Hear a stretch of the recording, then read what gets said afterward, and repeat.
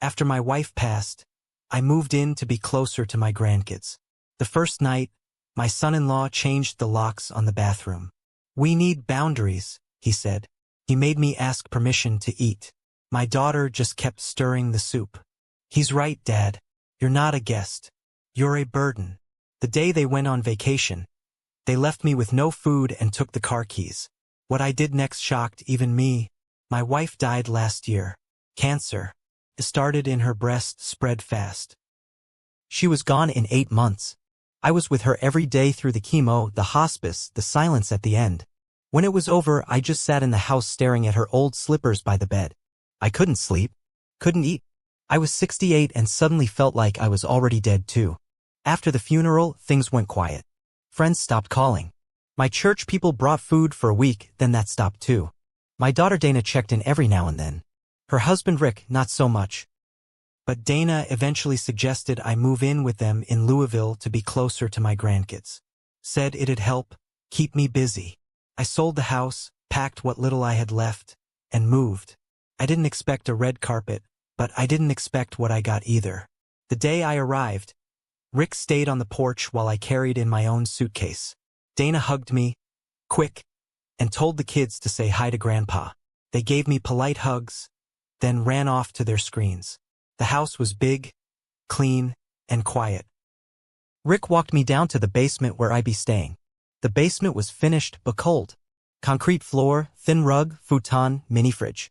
No stove, no sink, no windows. There was a bathroom, but before I could go in, Rick handed me a key.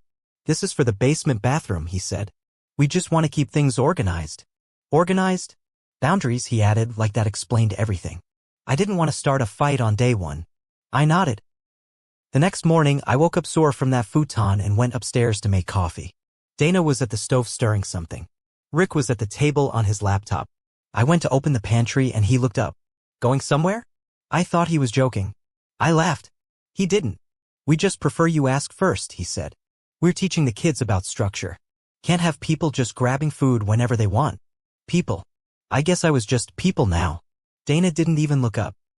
She kept stirring her soup. Then she said it. "He's right, Dad. You're not a guest. You're a burden." I swear to God, she said it flat, like she was reading from a script. My chest felt tight. I just nodded and walked back downstairs. That word bounced around in my head all day. Burden. From that point on, I kept quiet. Stayed in the basement. Ate what I could afford to order on my phone. They didn't offer to include me in dinners. Sometimes they'd text me to ask if I could pick the kids up from school or help fold laundry. I always said yes. Even when Rick rolled his eyes when I didn't fold towels his way. Even when they had guests over and pretended I didn't live there. One night, Rick asked me to move my shoes to my area because the kids were tripping over them.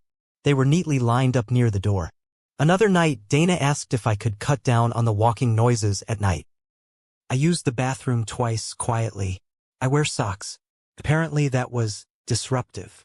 The final straw was when they announced they were going to Myrtle Beach for 5 days. Family vacation.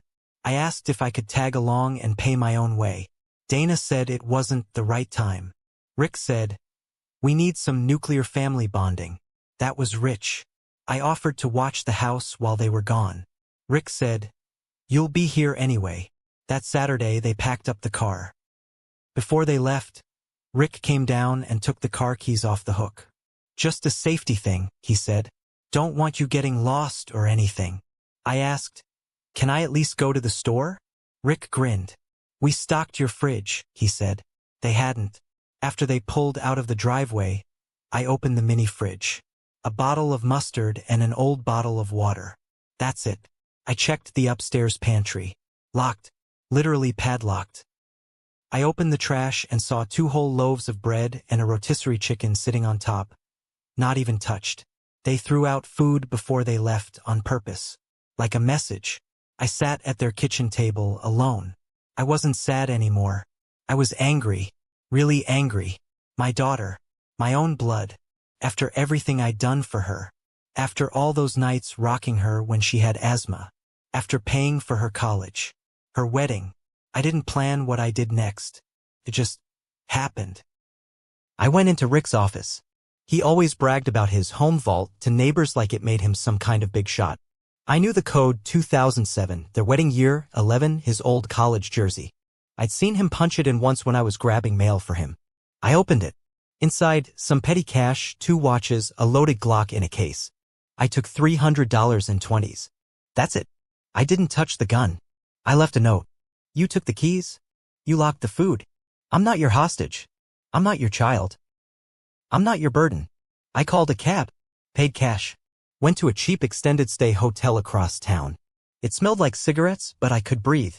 That night I had a burger, fries, a beer. First hot meal in days. I slept like a rock. Next morning, I opened my laptop and called my lawyer.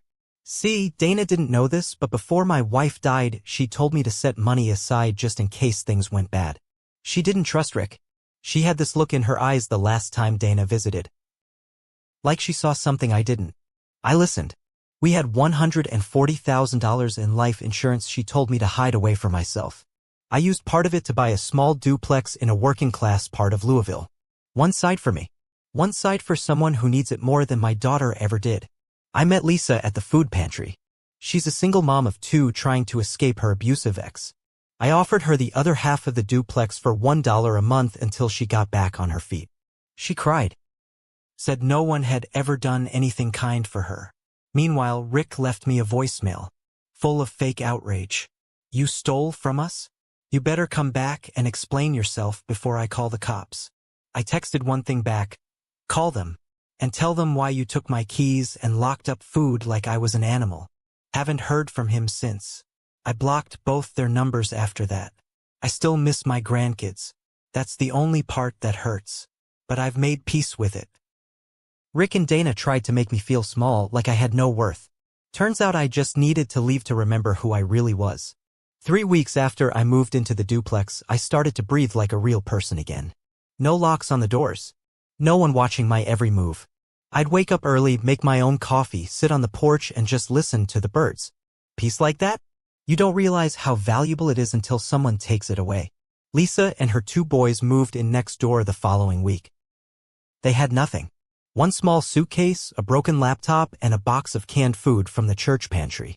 The boys were quiet. Lisa looked tired in her bones. Like someone who hadn't slept safe in years.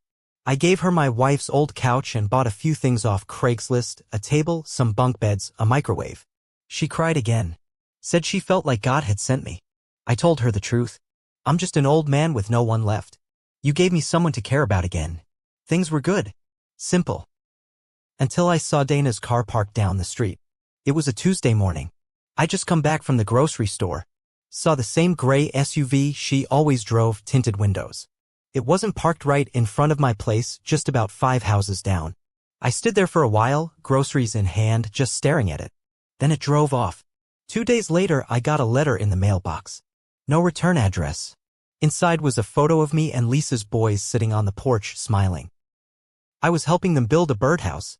Written in black Sharpie across the photo, you replaced your grandkids with trash? No signature. But I didn't need one. The next night, someone slashed my tires. It wasn't random. My neighbor across the street said he saw a man in a hoodie sneaking around my car around midnight. Said he looked like he was trying to stay low but had a bad limp. Rick had knee surgery last fall. I didn't call the police. I didn't want more trouble. But something changed in me after that. I was done pretending this was over. I went to a lawyer, not the old one who handled my will. This one was sharper. Aggressive. Told him everything, how I'd been mistreated, how they tried to control me, how they abandoned me. I had photos, texts, the voicemail from Rick. I asked one question: can I do anything to make sure they never get near me or my money again? He smiled and said, oh yeah. We redrafted the will. Locked it with a third-party trustee. Made sure Dana and Rick were legally written out of every document. Power of attorney? Gone. Health proxy? Changed. He even helped me set up a trust in Lisa's name for her kids. Just when I thought it was all locked up. Rick showed up at the duplex. Middle of the day. I was watering the front lawn. He pulled up in his car like nothing ever happened. Walked up the driveway, arms wide. Hey, we need to talk, old man, he said, fake smile on his face. I didn't answer. I know you've been making moves. Trust funds, lawyers. I get it, okay? You're pissed. But we're family. He stepped closer. I saw the look in his eyes. That fake calm he used when he was hiding something. Then he said something that made my blood run cold. You really want to leave everything to some stray woman with bastard kids? Think that's what your wife would have wanted. I didn't move. Didn't blink. Then I said, you need to leave. Right now. He didn't. He smirked. I just came to say we're contesting everything. The will.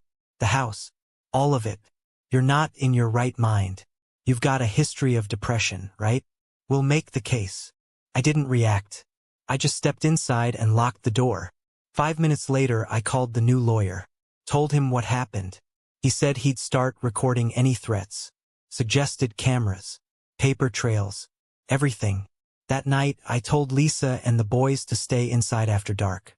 Rick had crossed the line. And he was about to learn I don't play nice anymore. After Rick showed up, I knew I couldn't let my guard down again. I installed security cameras that night. Front door, back alley, side fence, and one facing the street. My lawyer helped me register everything so any footage would hold up in court.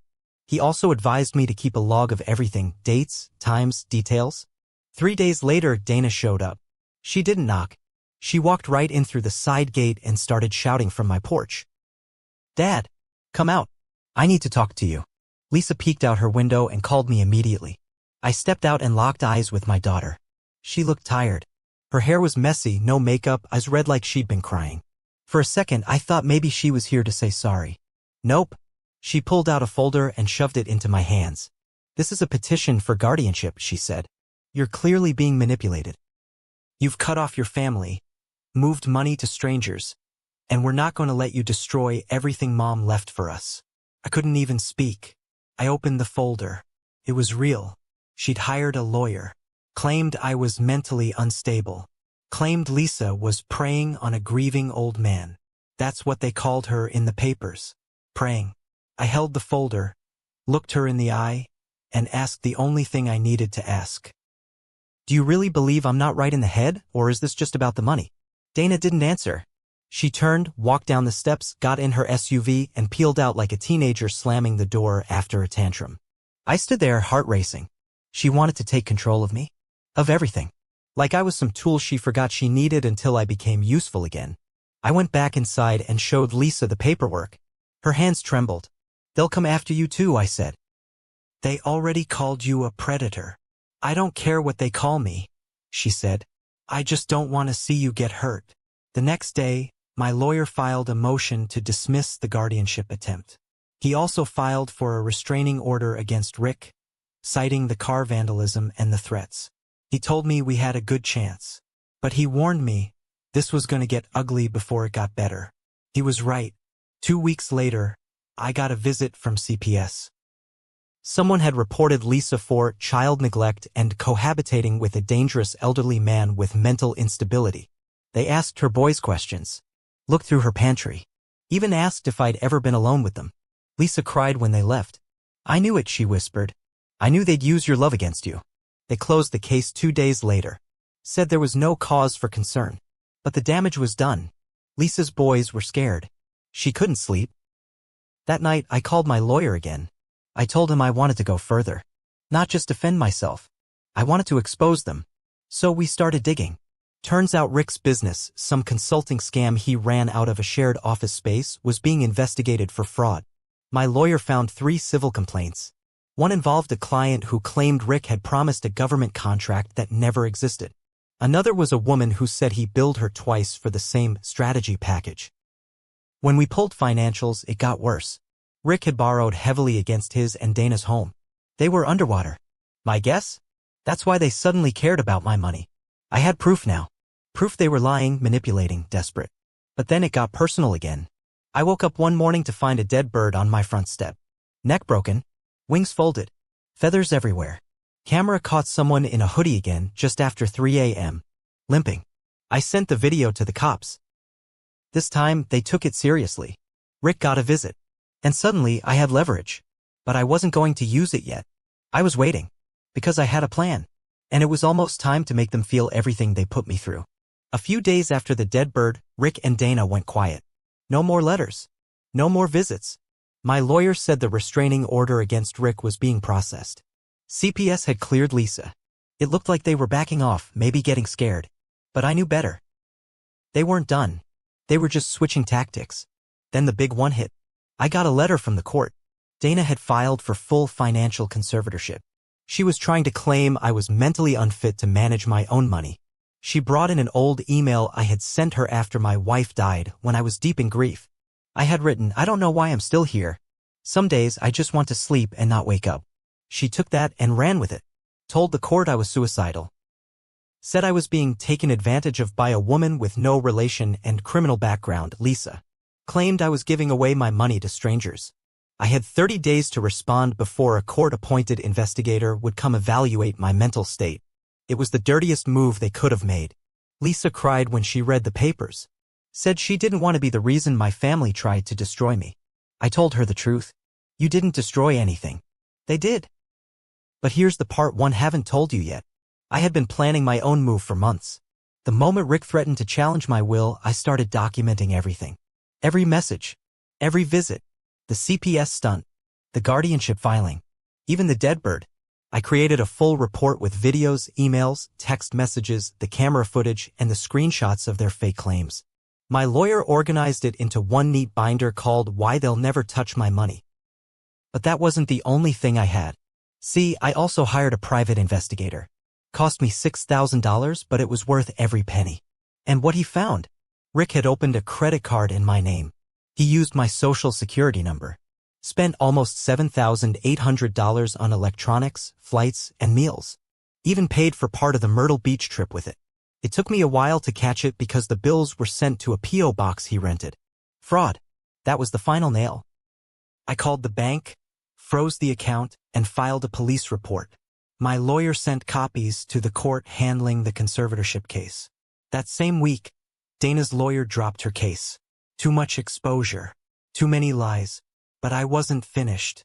I filed a civil suit against Rick for financial fraud and emotional abuse.